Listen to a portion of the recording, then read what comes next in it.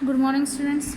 Our next topic is basic concept of or approach in various statistics.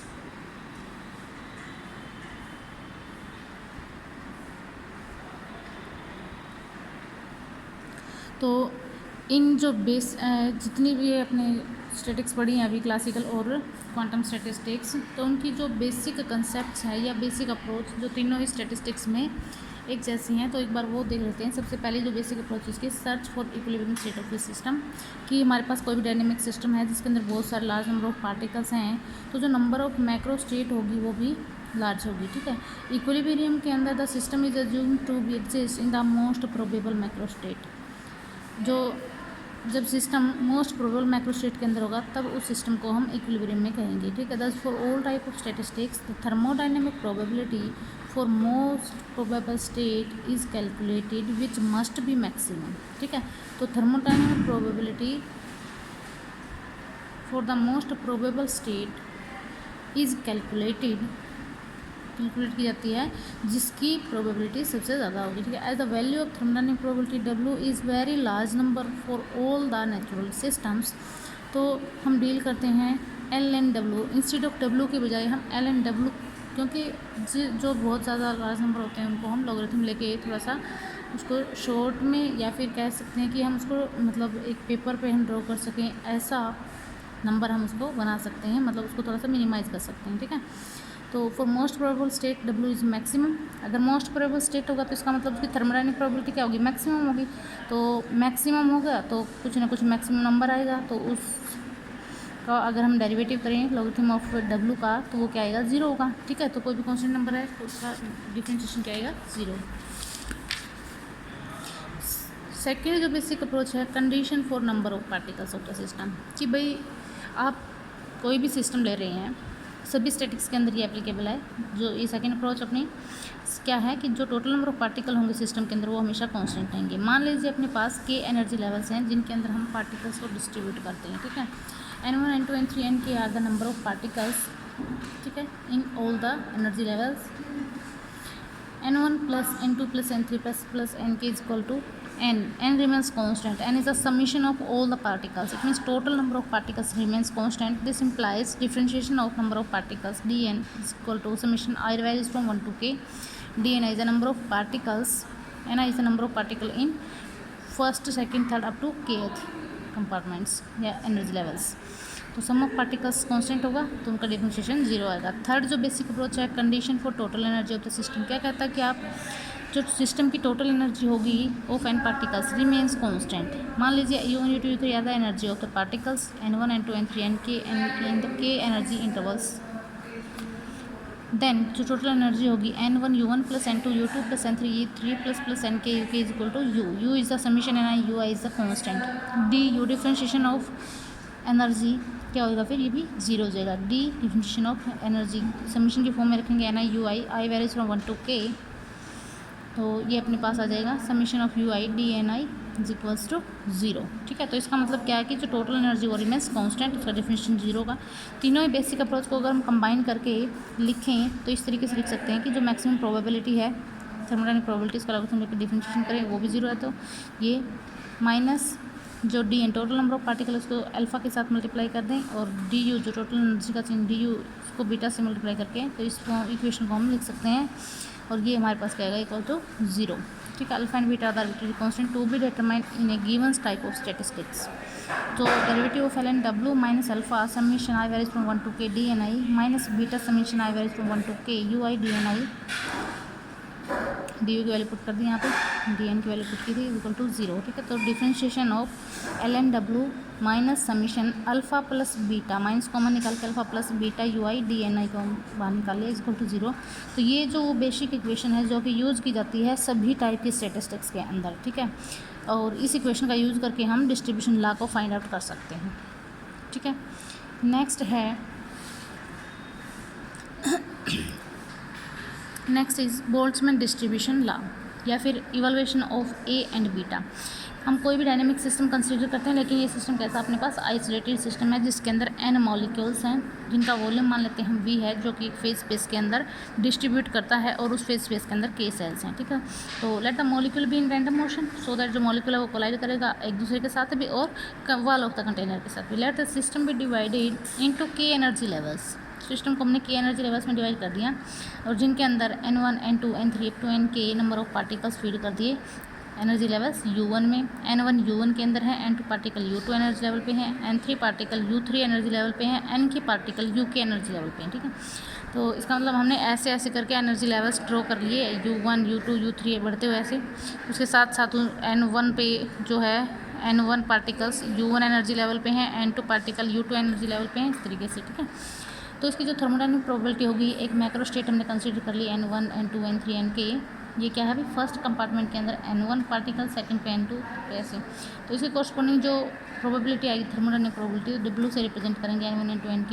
ये किसके equal होगा n factorial divided by product of all these ni factorials. तो taking logarithm लेंगे, अगर दोनों side logarithm लेते तो w is equal to ln n factorial minus summation ln ni factorial. Stirling formula apply करेंगे ln n फैक्टोरियल के ऊपर, तो ये होगा अपने पास n ln माइनस n। ये वैल्यू उठा के यहाँ पुट करेंगे तो ये ln w equal to n ln n minus n summation i varies from 1 to k ni ln ni minus summation of ni। ये फिर से टोटल नंबर ऑफ पार्टिकल्स देगा n और ये प्लस में n माइनस माइनस प्लस हो जाएगा, plus n से n ये कैंसिल हो जाएगा। ठीक है, तो अपने पास जो ये इक्वेशन आ गई वो ln w equal to n ln minus summation of ni ln ni। ठीक है, अगर इस इक्वेशन को हम डिफ्रेंशिएट कर दें और इक्वेट करें जीरो से, क्योंकि जो मैक्सिमम प्रोबेबिलिटी होगी थर्मोडायनामिक्स की, इसकी जो मैक्सिमम प्रोबेबिलिटी क्या होगी, कोई कांस्टेंट आएगा और उसका डिफरेंशिएशन हमेशा जीरो होगा। तो इसको डिफरेंशिएट कर दें और इसका डिफरेंशिएशन इक्वल टू जीरो। इसका डिफरेंशिएट करेंगे तो ये n ln n constant number of particle, maximum number of particle. ठीक है, और ln n का करेंगे तो फिर इसमें कितना आ जाएगा अपने पास डिफरेंशिएटिंग दिस इक्वेशन, ये हो जाएगा, ये कांस्टेंट नंबर है तो इसका डिफरेंशिएशन जीरो होगा, minus summation of ni ln ni, इसका ni का डिफरेंशिएशन करेंगे dni हो जाएगा ln ni as it is plus ni as it is, और इसका डिफरेंशिएशन है तो 1/ni dni, ये इससे कैंसिल हो जाएगा। तो अपने पास जो इक्वेशन बचेगी वो ये आ जाएगी। यूजिंग स्टैटिस्टिकल फिजिक्स का पोस्टुलेट यूज़ करेंगे। बेसिकली जो टोटल नंबर ऑफ पार्टिकल्स है वो क्या होंगे, हमारे कांस्टेंट होंगे, तो dni क्या हो जाएगा, जीरो हो जाएगा। ठीक है, तो ln ni dni is equal to zero हो जाएगा। तो आज बेसिक पोस्टुलेट, एक दूसरा basic postulate total energy remains constant, तो ni ui plus n2 u2 के plus n K uk summation of ni ui is constant. तो इसका डिफरेंशिएशन भी क्या हो जाएगा, n ui dni क्या होगा, जीरो होगा। ठीक है, तो नाउ मल्टीप्लाई दिस इक्वेशन, इसको अल्फ़ा से इसको बीटा से, और क्या कर देंगे उस इक्वेशन में, इक्वेशन नंबर 33 में डाल देंगे। तो 33 नंबर पे इक्वेशन बनी अपने पास ये वाले। ठीक है, इसमें ऐड कर देंगे 32 को अल्फ़ा से 34 को बीटा से, 32 अल्फ़ा से 34 को बीटा से, और इसमें ऐड कर देंगे। ठीक है, तो ये हो गया alpha dni plus beta ui dni plus ln ni dni is equal to zero हो जाएगा। तो इसमें से अब थोड़ा सा इसको रीअरेंज करेंगे, alpha plus beta ui plus ln ni dni को बाहर कॉमन निकाले इज इक्वल टू जीरो। तो ln ni plus alpha plus beta ui is equal to zero. ln ni की value minus alpha minus beta ui, ni की value exponential में चले जाएंगे, e raise to minus का alpha को हम capital A मान लेते हैं, e रेज़ टू माइनस का बीटा ui। तो अपने पास ये हो गया बोल्ट्जमैन डिस्ट्रीब्यूशन रहा। ठीक है, तो distribution of the molecule in different energy levels.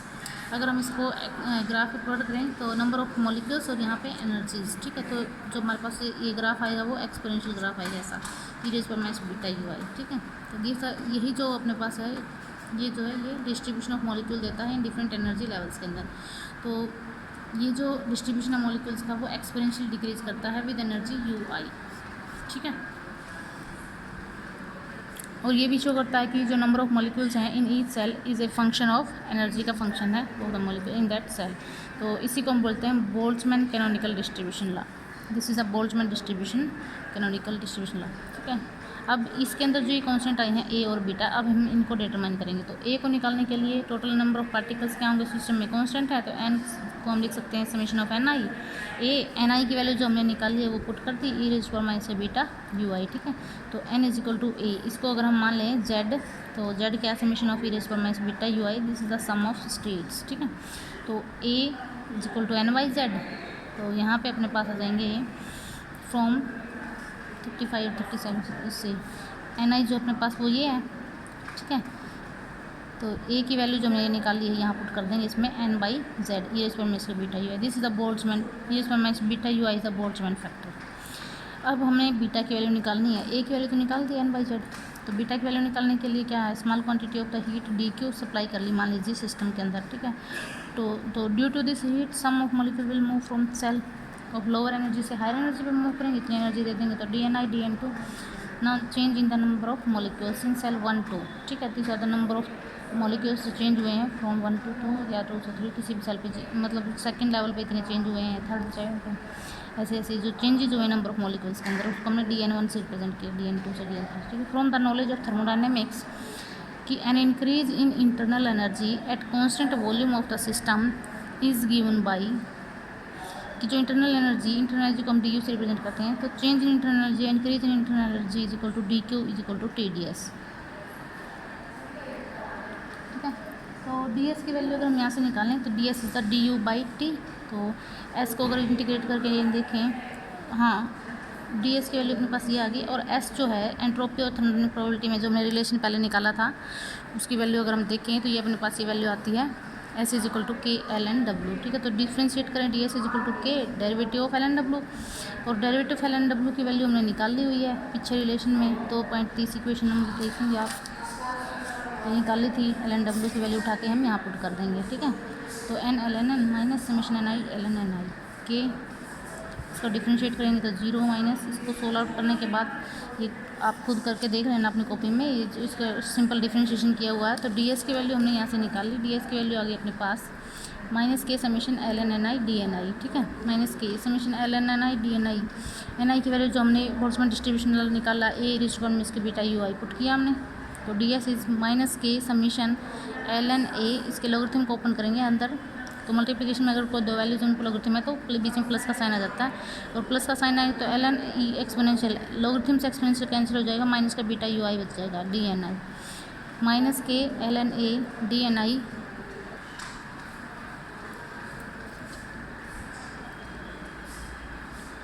के L N I beta U I, ठीक है। तो अपने पास माइनस का K L N A D N I plus इसको अंदर मल्टीप्लाई करें summation beta K U I D N I, ठीक है। तो यहाँ से डी एस की वैल्यू अपने पास आ गई, क्योंकि समेशन ऑफ डी एन आई ये क्या होगा 0 हो गया, तो ये टर्म बच गई सिर्फ बीटा के डी यू, ठीक है। तो डी एस अपने पास आ गया यहाँ से बीटा के की जगह पे हमने पुट किया फ्रॉम 2.38 इक्वेशन से अगर हम देखें तो डी एस क्या अपने पास डी यू बाई टी है, ठीक है। और डी एस अपने पास बीटा के डी यू भी आ गया, तो इसका मतलब दोनों डी एस की वैल्यूज़ को अगर आप कंपेयर करें तो बीटा के is equal to 1 by T, तो beta is 1 by K T, तो यहाँ से हमने बीटा की वैल्यू भी निकाल ली। तो जो रिक्वायर्ड रिलेशन हुआ in which K is universal constant known as Boltzmann constant, beta की जगह पे हम 1 बाई के टी पुट कर देंगे, जो हमने डिस्ट्रीब्यूशन निकाला था N I is equal to A E raise to power minus beta था यहाँ पे माइनस बीटा यू आई था, तो बीटा की वैल्यू पुट कर दी 1 by K T into U I, ठीक है। तो ये हमारे पास हो गया distribution. The probability that a molecule will have energy U I, अब अगर हम प्रोबेबिलिटी निकालें कि कितने मॉलिक्यूल्स होंगे जिनके पास एनर्जी यू आई होगी, तो उसकी प्रोबेबिलिटी निकालने के लिए इतने पार्टिकल्स हैं, पार्टिकल का डिस्ट्रीब्यूशन भी देर एनर्जी लेवल ये दिखा दिया, तो ये divided by total number of particles A E raise to power minus U I by K T by N, तो ये प्रोबेबिलिटी हो जाएगी number of particles having energy U I, ठीक है। ये कांस्टेंट फैक्टर इसको हमने सी मान लिया, C E raise to power minus U I by K T, ठीक है। अब है इसकी sum of all the probability क्या होगा, टोटल इक्वल टू 1 होता है, तो sum of all this probability is equal to 1, तो यहाँ पे पी आई की value C E raise to power minus U I by K T put किया, समीशन लगा इज इक्वल टू 1 होना चाहिए, C summation of E raise to power minus K U I by K T 1 होगा। तो constant की value हम निकाल सकते हैं, ये पूरा फैक्टर इसके नीचे आएगा 1 बाई summation of E raise to power minus U I by K T. तो this is the probability of the इसका टोटल प्रोबेबिलिटी कह सकते हैं हम, probability of all the possible state E raise to the power. अब इसने क्या किया, हमने इस कांस्टेंट की वैल्यू को उठा के यहाँ पुट कर दिया, तो जो probability of particles in their energy levels U I क्या हो जाएगा, E raise to power minus U I by K T, summation of E raise to power minus U I by K T, ऊपर जिस energy level पे जितने particles हैं उनकी divided by total number of particles.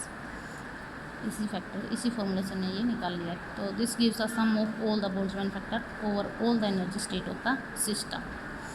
ठीक है।